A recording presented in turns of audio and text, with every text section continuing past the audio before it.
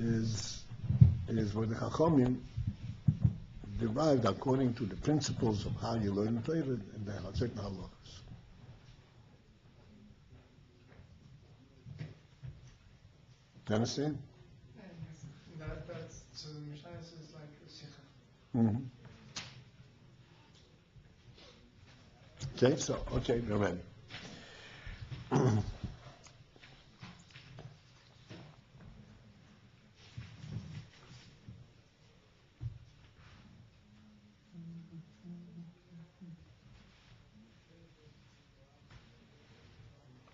All right.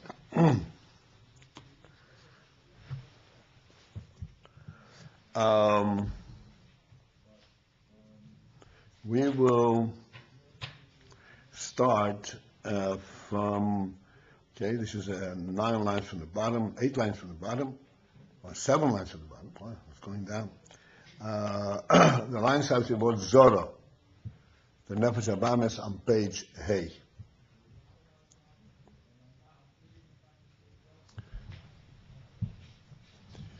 And the Rebbe is explaining here in the MAAMAR that the real avodah in terms of the mevared the nefesh abamis and purifying the nefesh abamis is not just merely subduing the nefesh abamis, destroying it. The avodah of birur nefesh abamis is to indulge, get the nefesh abamis involved in the seichel of the nefesh elokis, or in the midas of the nefesh elokis, in the fire of the nefesh elokis, and thereby affecting the nefesh abamis. This is called, as we explained the other day, indulging the nefesh abamis through its koichos, not hitting straight into the heart of the abamis, through the koichos, through the functional aspect. How the nefesh abamis understands things and show him to understand it differently. And that way, you mevarer the seichel and the midas of nefesh abamis. How does the nefesh elokis connect to the nefesh abamis? So, just as in the moshel, in the nimshel, likewise, this is called shemen. Okay, so towards the middle of this line, Zehu al di Hashemen dafka. Which word does the line start with? Zora. No, that's in the bottom. Oh, whoops. Page Hey. Oops. Okay.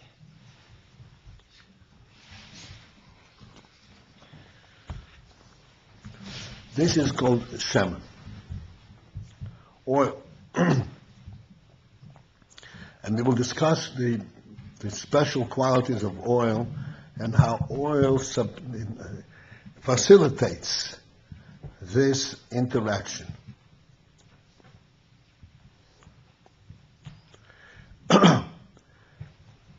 In and Hashemen beruchnius. We started this last time. Now we shall go into this. What is the inyan of shemen? What is the principle? How does shemen function? When you talk about in ruchnius, what is the element of shemen in ruchnius? Hu bechinas ha-chochma. It is the element of chochma.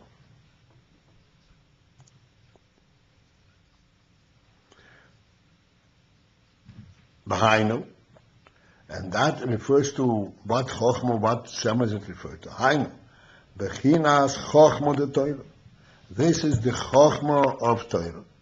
Shenikra shemen mishchas kodesh, which is called the shemen, the oil mishchas kodesh of the holy anointing. Shenimshach, which comes from bechinas kodesh ho'elyoin. This chochma de Torah comes from the kodesh ho'elyoin, from the superior holiness. We will discuss all of this in a moment.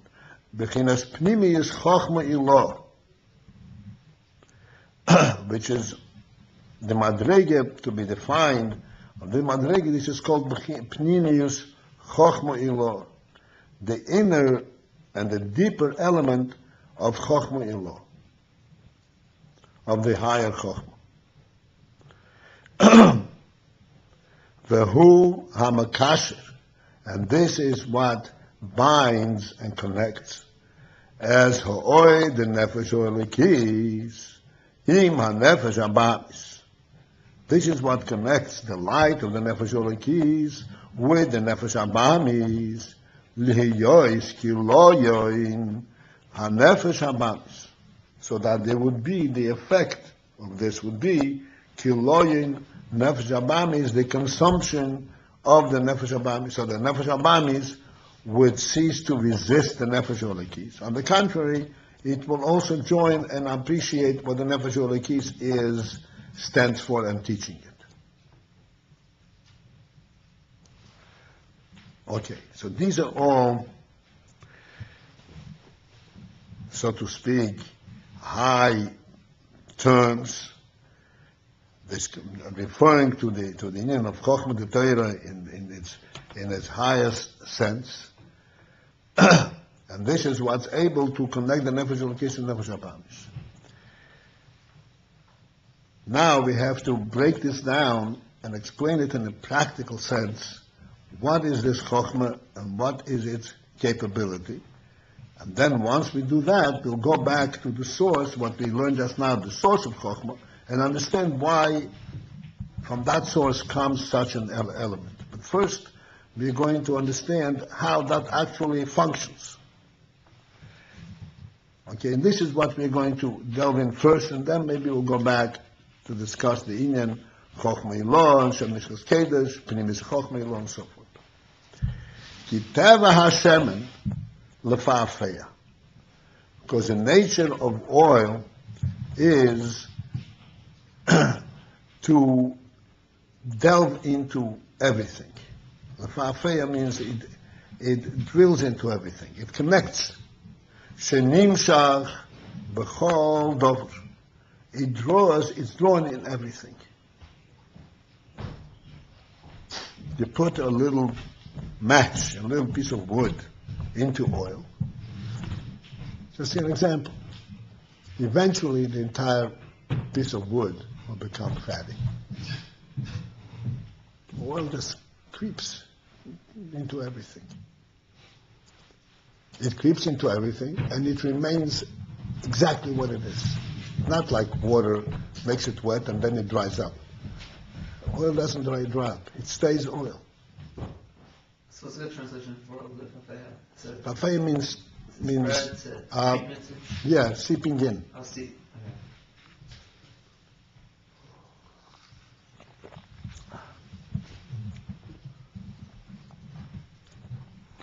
Shenimshach b'chol dover, which means it's drawn into everything. Ukmoi kein ba'oir ha'toira. The similar inyan in the oil of Torah, sheyordo lemato mato, where the Torah descended downwards, and very much downwards, the whole devorim hagashmiyim, in all physical aspects, the halachos, the dinim, in all the various halachos and dinim, the Torah should be ksav, the Torah should be al peh. In every detail of Torah. B'lamach mitzvahs aseh, in each one of the 248 mitzvahs, aseh, v'sha'asa mitzvahs lo aseh, in each one of the 365 mitzvahs lo aseh.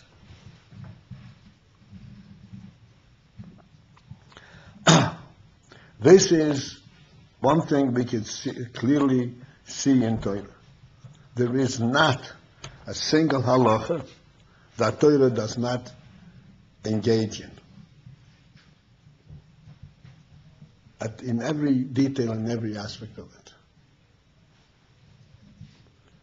As a matter of fact, REBBE explains that if you learn all the, get deeply into any halacha, you will inevitably come to discuss a situation that is so far-fetched from reality in terms of ever happening that you think, what are you talking about?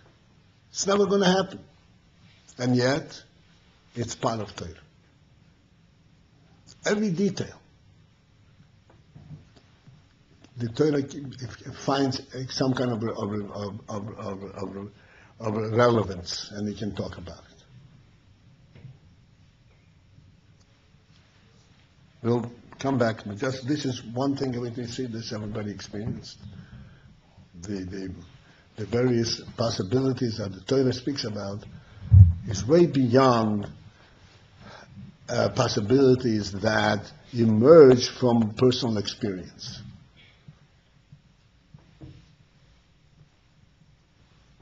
It's just the Chochmah of Torah itself defines the possibilities, not like things in the common law. Common law, all the various, these are called case law. A lawyer needs to prepare for a court case. What does he do? He researches what's called case law. He researches prior history of this particular law, and finds instances that were already adjudicated. Everybody understand the words? Adjudicated, judged. Regarding this particular law, what was the instance? It wasn't a theory, Chacham sat and said, what would happen if this? None of that. There was an actual case that happened, and it was argued in court, and the court came to the conclusion of such and such. This became a case law. In Torah, this is not how halacha developed. The Gemara talks about cases that are completely distant from practical reality. That it was not discussed because it actually came to such a case. Many times, yes, but most of it is discussing the halacha itself from a halacha perspective.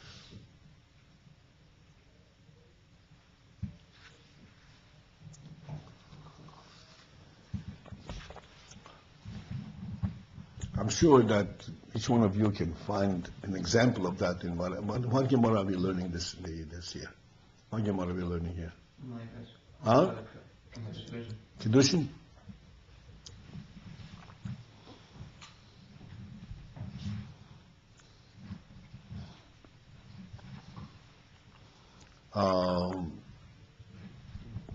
The Kiddushin is the B'Siyah says the Prut of Shava Prut.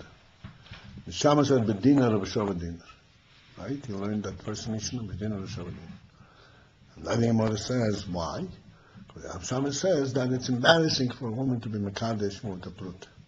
So then the Gemara says, what if the woman says, I need a pot full of coins? Right? Talking with a dinner.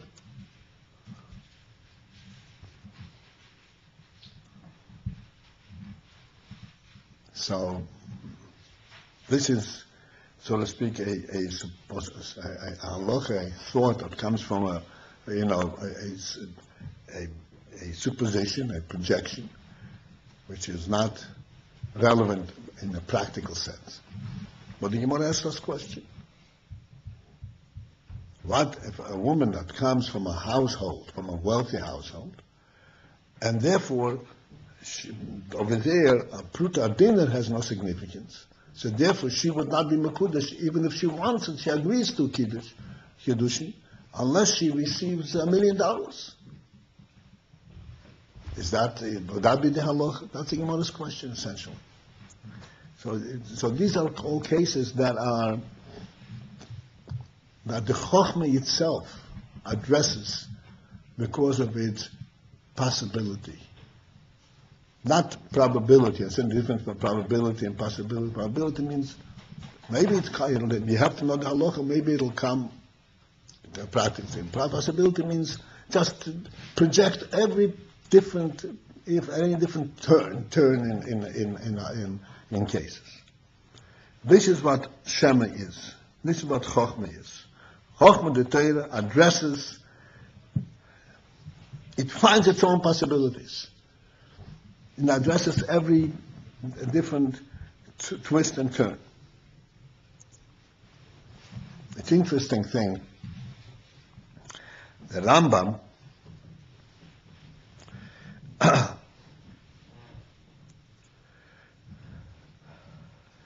in the Rambam's in the Hakdama to Pirush HaMishnayos, and the Rambam wrote the Pirush HaMishnayos. In the Hakdama to Pirush HaMishnayos, the Rambam writes that Mishnayos, which was recording of the discussions of the Tanoim, or the halachas of the Tanoim. And the Rambam says that by learning Mishnayos, you can readily see that this is beyond human wisdom. But this is a godly wisdom. By learning Mishnayos? Yeah, when you learn Mishnayos, you can readily see that this is a godly wisdom, not human wisdom. Where do you see that? He says, the one place where you can recognize this is that the Mishnah speaks about various circumstances. And the slightest change of circumstance already produces a different halach.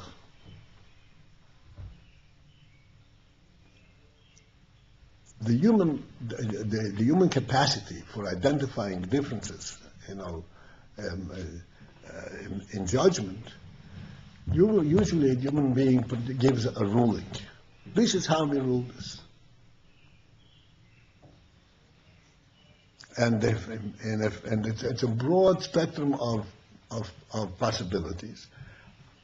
Under all of these circumstances, this is how we rule it. In Torah, in Mishnayos, there's no such thing as a broad rule.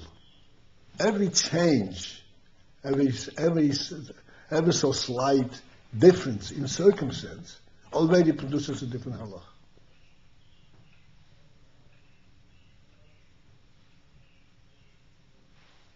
That shows, he said, that this is a wisdom that is beyond the human wisdom. It's a godly wisdom.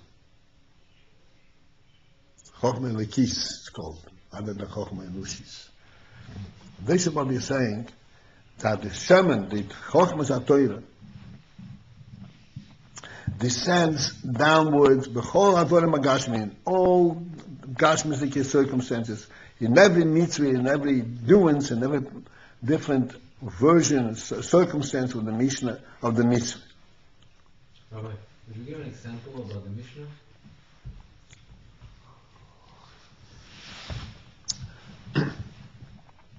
Shnayim oches in betalis. You learned Shnayim oches in betalis? All right, he's learning it now in his dream. Yeah, you learned Shnayim oches in betalis? I'm listening. I listen better when my eyes are closed and my power of listening is enhanced. Okay. Shnayim oches in betalis, right? Everybody knows about this. Two people are disputing whose talis it is. And they come to Bezdin. This one says kula shali, this one kol shali. Kula shali. And the Bezdin says that they should essentially divide it, but they should first swear. And what kind of swords do they give?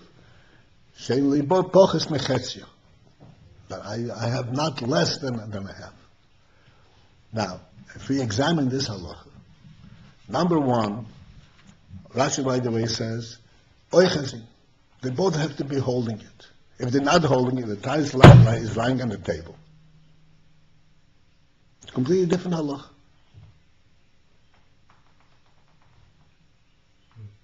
It's a dispute. Whose talis is it? I say it's mine, and you say it's yours.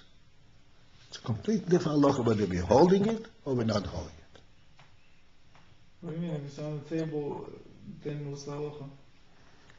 It's a different halacha that's called in the Almagova. There is all kinds of different halachas.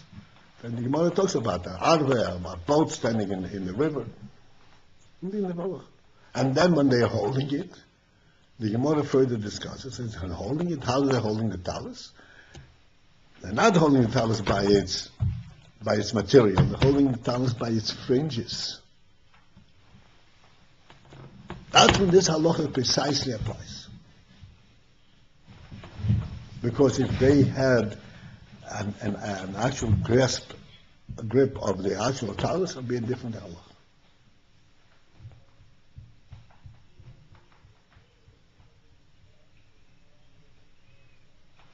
Okay? In this simple halacha, already you see how precise the halacha is. Then this one is holding the talus, so it's holding a fringe. What's the difference? It's a different story.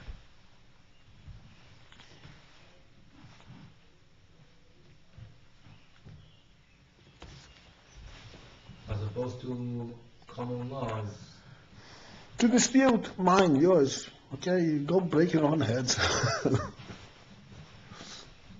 Okay? And then even in this case, when this one says it's all mine, and this one says half is mine, if they both say the whole thing is mine, we divide it, right? So if one says half is mine, so he seems to be more true, give him half. Right? If he had said the whole thing is mine, he would have gotten a half. That's all he can have. So he said l'chatchila half. What does he get as a result? Quarter. A quarter.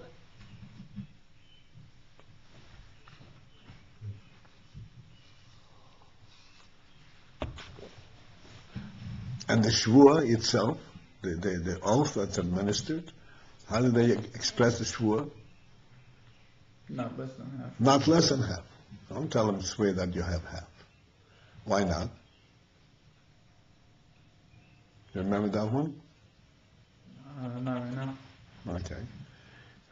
Because if you swear that you have half, Before so. How does it come you're contradicting your own statement. Okay. How's that a false oath? You're contradicting, not a false one, you're contradicting your own statement. Well, you came in saying you have a half. Oh, you said you have a whole, right? I understand. Hold on, half, whatever it is. Right. Whatever you're swearing to, it has to be in a negative, not in a positive. So you shouldn't contradict what you said.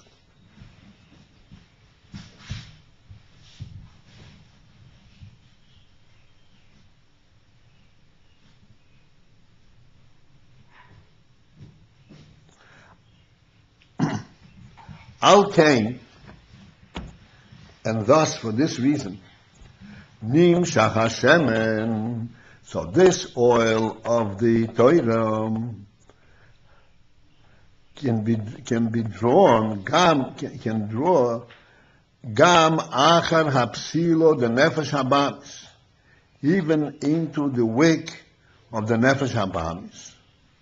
L'chabroi im ha'oir the Nefesh Olikis, to cause it to join and connect to the fire of the Nefesh Olikis. Huh? You said data? I'm sorry. You said it's Nimshach from the data? Nimshach. So you said data? Can you say that one? They. I thought you said one. Is drawn. I know what's doing there. I have a translation here. So therefore, this semen is drawn even after the tefillah of Nefesh Habamis, l'chabri moed Nefesh Elokis. Okay.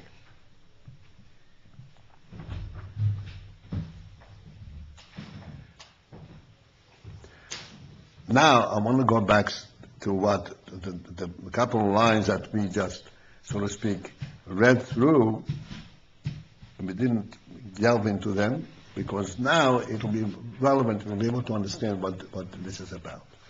That this oil is called Chochmah, and this is Chochmah Shema Mishchas Kodesh, this is Chochmah Ilah.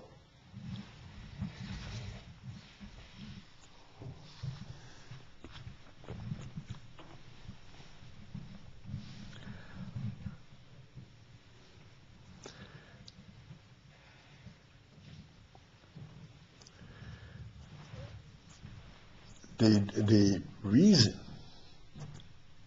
that in Chochmah the Torah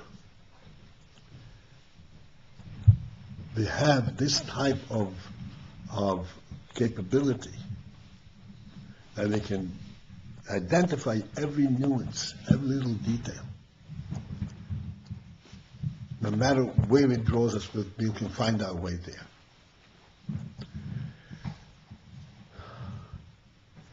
The reason for that is because this is Chochmah, and on top of it, Chochmah Ilah, it comes from Chochmah Ilah. Now, what is the principle of Chochmah? Just briefly to explain what this is about.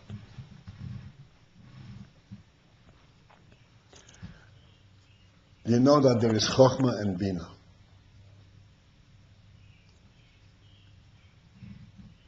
And what is the principal difference between Chochmah and Bina? Bina is where you identify individually every detail, every aspect that you can identify from Chochmah, that you get from Chochmah. The truth is, like we discussed here, that to identify every detail in the Chochmah is endless. Endless. Like we said, we can go and find all kinds of different circumstances that you never thought of, and how does the Chochmah apply to this. The Chochmah itself encompasses everything to start with.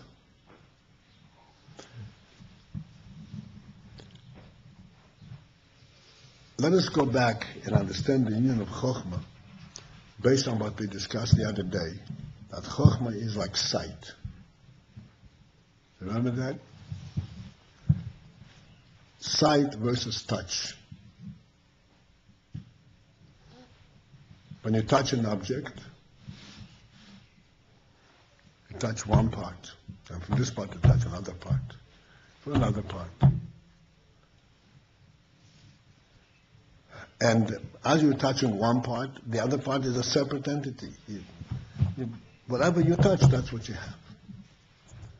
In sight, I'll stop back a moment, and the touch that you're actually feeling the object is, as we discussed then, is not the object, the reality of the object as the object is unto itself. You feel it the way it feels to your hand. The way you feel, you understand. That's Bina. Bina is how I can grasp it, how I can understand it. Sight and Chochmah is of a different caliber completely. Like we said, in sight, we see the object the way the object is true to itself. Like we said, if I am looking at you, and I know this is you, I'm just as clear that this is you as you are clear about yourself that this is you. Even though you are you, and I only see you. But sight is what it touches the very reality. The very reality means, just like we said, but you know the person that you meet, that this is him.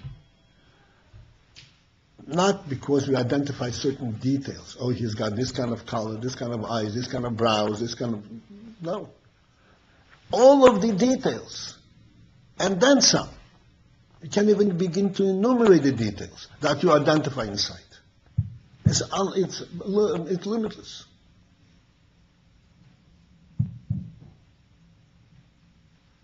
You can never really point, you can never really define them.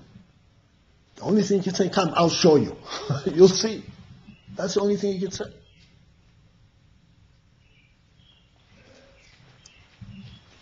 This is the pshat that, just like sight, we say, permeates, goes right through every detail, automatically, without going through the details by seeing the reality. Chochmah, and Chochmah Ilah, the Torah, is exactly that.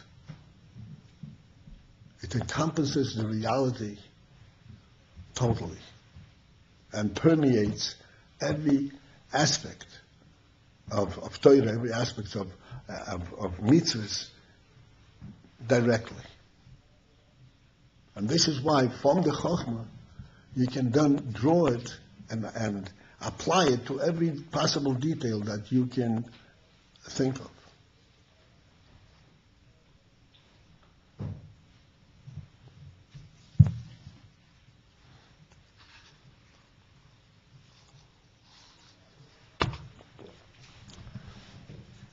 Because of the, oh yeah. How's Chachma and Re'iyah connected? How's Chokhmah and And Re'iyah similar? yeah.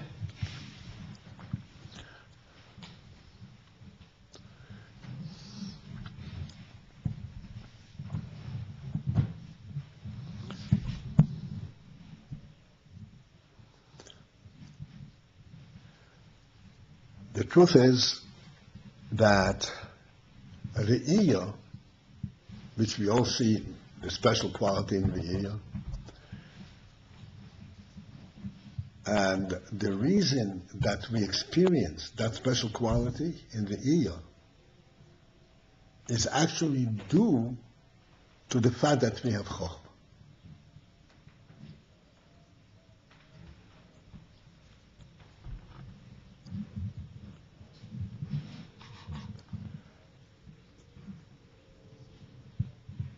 We just now said that in the Re'iyah you recognize the truth, the reality of something.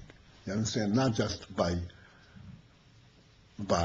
proof, by logical proof. Like when you see a person, it's called the other way. When you see a person from the back, you can also identify this as him. But there, you're identifying him by certain ideas, certain similarities. This is how he stands, this is his height, this is his size. You give a reason why you think it's him. But when you see him frontally, you don't give a reason why you think it's him, because this is him. Right?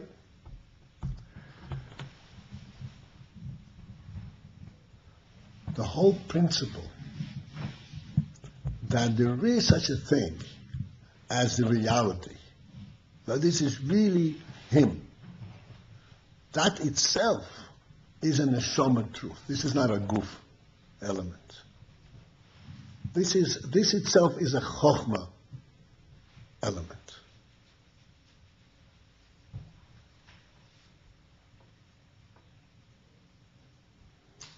Why is it a chokhmah element? Because only in chokhmah of the nefesh does this kind of truth exist.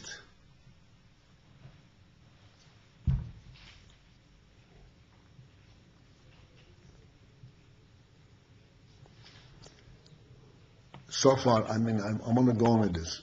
So far, do I have you with me? Okay. Chachma and Nefesh identify as a person, another person? Not another person. Just the fact that there is a reality, a truth. It's not this person or that.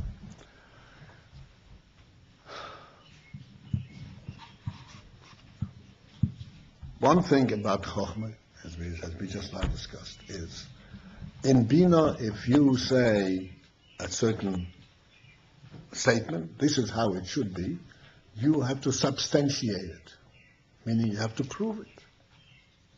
You can prove it logically, and then you know that it's true. But it's all based on logic. In Chokhmah, we know the truth not based on proof or logical proof. We know what the truth is directly. We don't need proof. Like in the case of Emunah, right? We talked about Emunah. We discussed that also last time. What is Emunah? Emunah is unquestioned reality, unquestioned faith. But how? How do we know? What's your proof? What's the answer? This is a truth and a reality that is so true that I don't need any proof for it. I know it firsthand. I don't need any proof. Proof I need when if I am not, when not seeing it, if I don't see it's true, but I see its reality, I don't need proof. This is okay. This is the principle of Chochmah.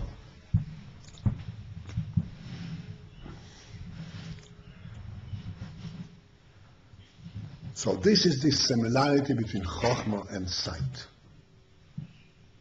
Just like in sight, you identify the person. You say, this is him, and you do not need to substantiate it, to prove it. Why do you say it's him? I don't know why. I know it's him. The same thing is that which you know in Chochmah. It's the same thing. Like a Munah.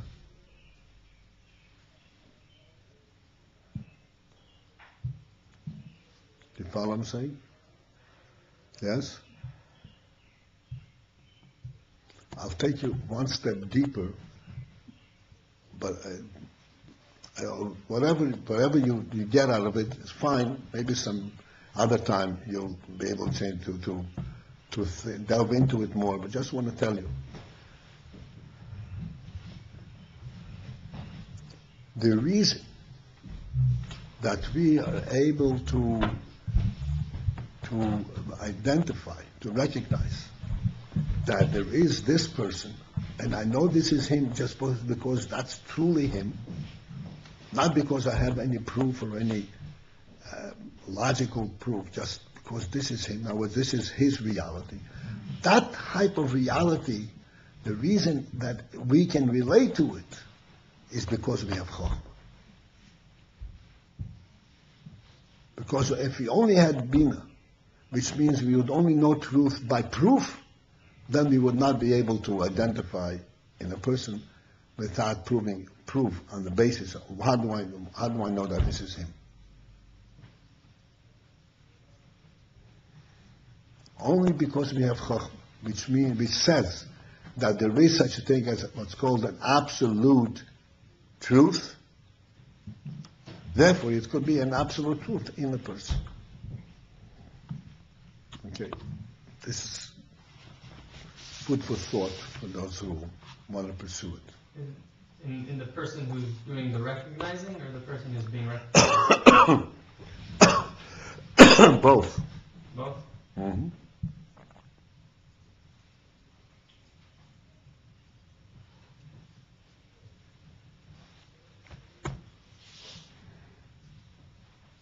So this creates a reality in both people? Mm-hmm.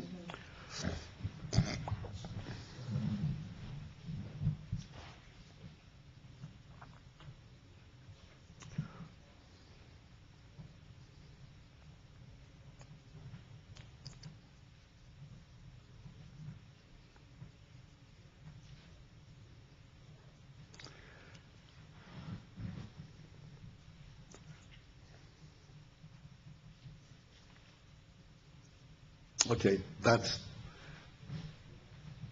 if we will be up to discussing it further, I would. Okay, just you should remember that sight and chokhmah are interrelated, and the proof is animals also see, but they don't have chokhmah, and therefore they don't know what they're seeing. They don't have this element. I'm seeing the truth. It's not. They don't see any truth because they don't have chokhmah.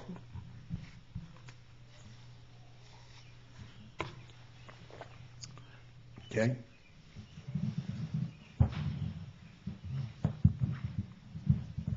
Okay. So now let's get back to where we are over here. That this element of the shemet, of the chokhmah, has this capacity to reach into the nefesh habahamis and to bring the nefesh habahamis into joining the nefesh holokis, because every aspect of nefesh habahamis can be illuminated specifically by the light of the nefesh holokis.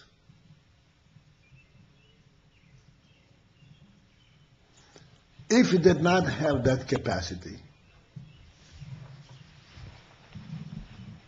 which means if the Nefesh Elokis wants the Nefesh Abamis to understand something, it would be only possible for the Nefesh Abamis, so to speak, listen to me and obey what I say to you. Nefesh Abamis would never go for it. I'm going to be my own mitzvahs. Nefesh Elokis is able to descend to the Nefesh Abamis and get into its shoes, so to speak, and show him, look, you yourself see it this way after I show it to you. Then it's able to be Mevad Nefesh Abamis. How is that's too Chachma? This is because of the Chochma element of Nefesh Elokis. It can descend into every crack and crevice of the Nefesh Abamis.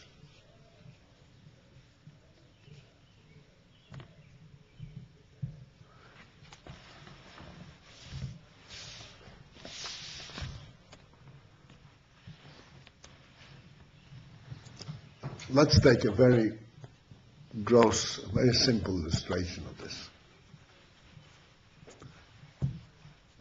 The Nefesh Abamis knows that it needs to eat. Right? Needs to eat. And to the Nefesh Abamis, this is exclusively its turf, its area. Eating, this is my thing. What do you Nefesh Elokis have nothing to do with that? You are Baruch Nis, you have nothing to do with it. This is my world. I need to eat good food, and I need to enjoy it, etc., etc., etc. Right?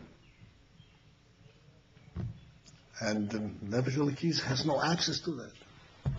Comes the Nefesh Elokis to the Nefesh Abamis and says, you know, it's true you have to eat. But does that mean that when you're eating, you have to forget completely that you're a human being?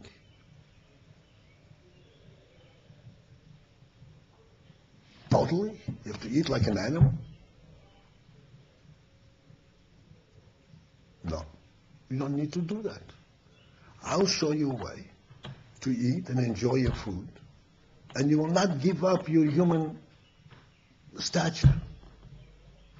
How is that? First of all, sit down. Don't walk around and eat.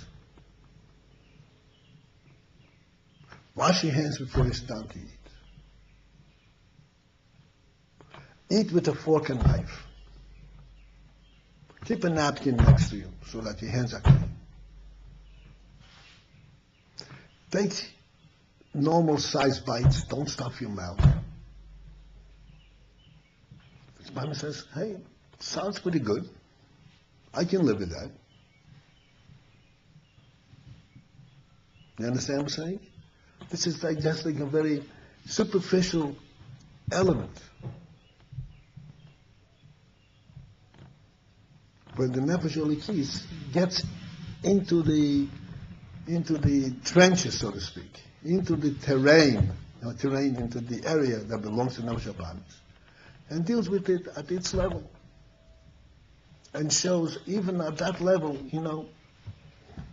there is something human about it. And then once he gets into that, then he goes and says further, make sure you eat healthy food.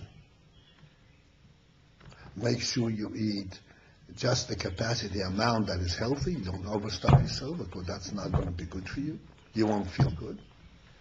And all of that, this is step by step.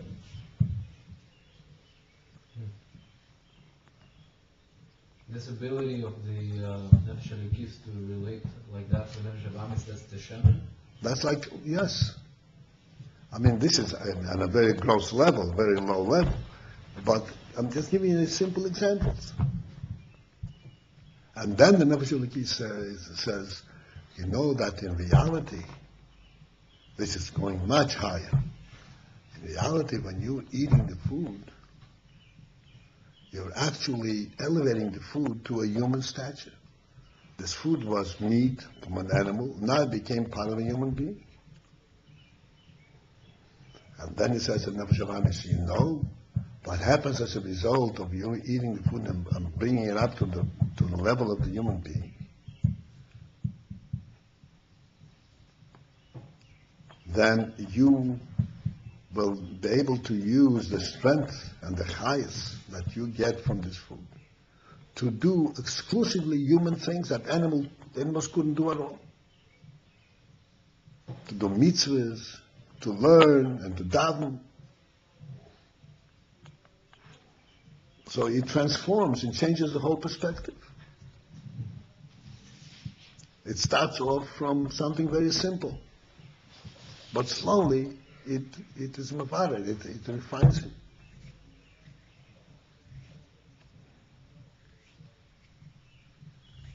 Okay? And this is from the Torah. This is from the Torah. The Sure. mitzvahs. Yeah, absolutely. Well, it starts, like you always say, derech eretz kodmon l'Torah, right? So you start from derech eretz and then you go into Torah.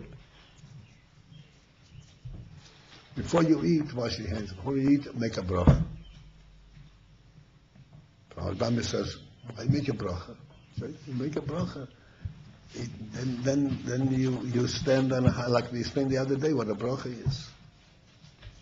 You remain a human being while you're eating, not an animal.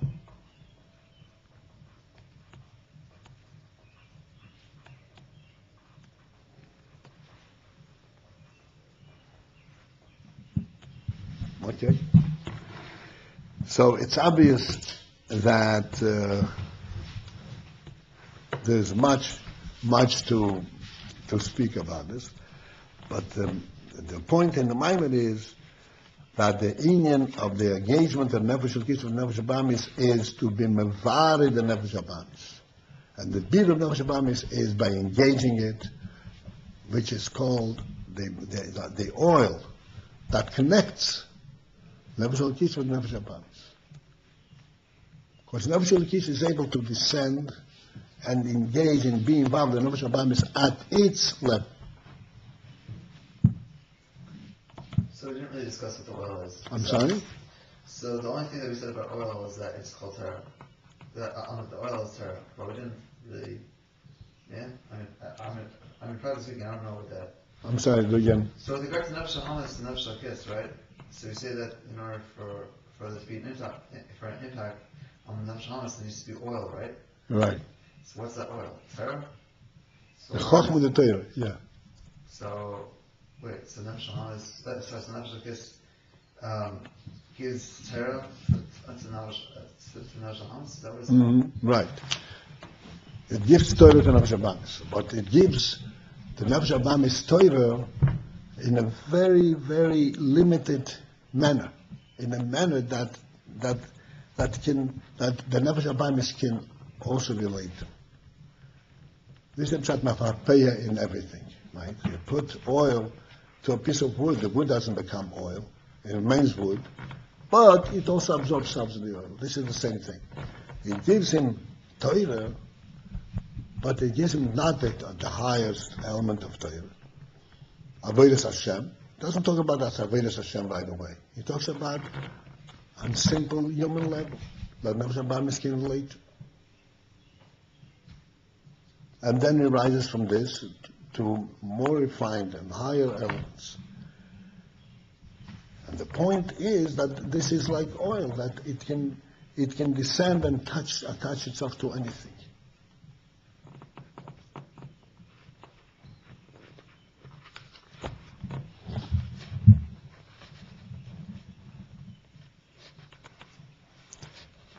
You read the HAYOIM over here on a daily basis, yeah?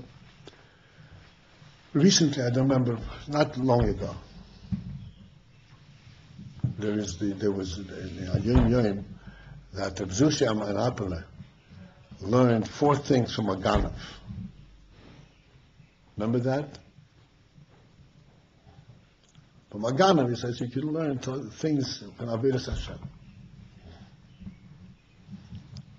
That you're persistent, and that if you fail one time, you don't give up, and so forth. Okay, this is the Nefesh Elokis delving into Mamash, into the Nefesh Abamis. internally.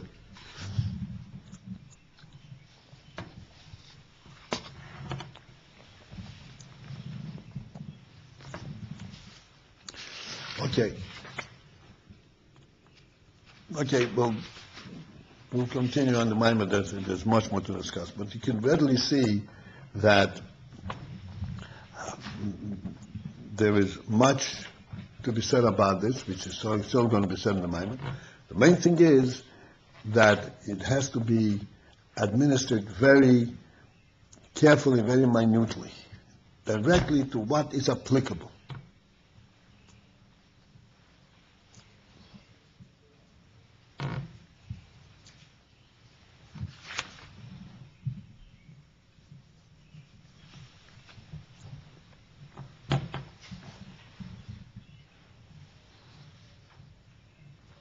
Since we come to the end of the time, I just want to point this out. In all of the examples that we have illustrated, and there's going to be more,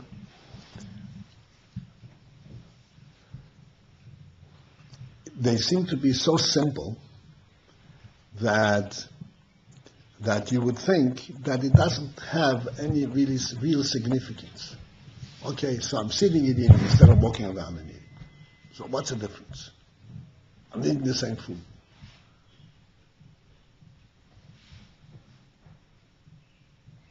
We don't realize how this little thing actually refines the nefesh habahamis and gives it, so to speak, a human face, and makes it possible to go further with it.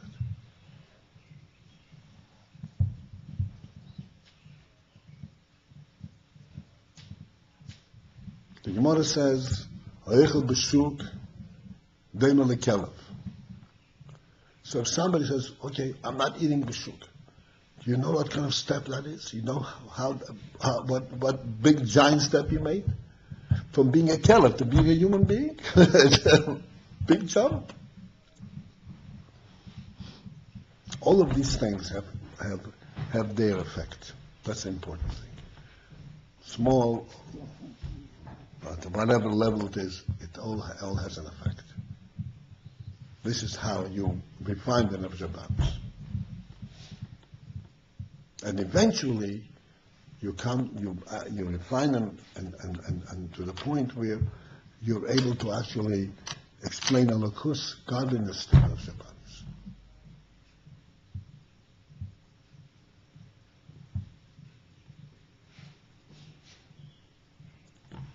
Instead of destroying him, you bring him in and make him join. That's called beer.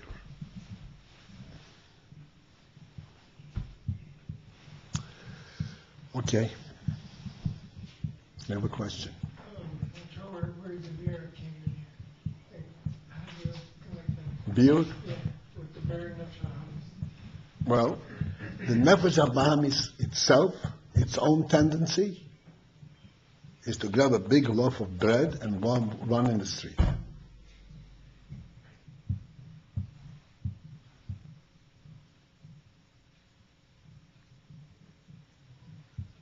And if you are able to give it a sense that it should feel uncomfortable doing it, it's a tremendous effect. You understand?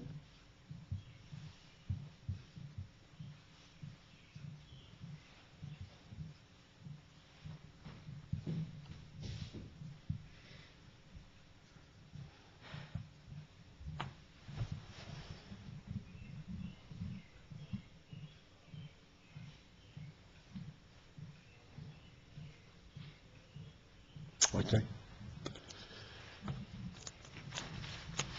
The next time it's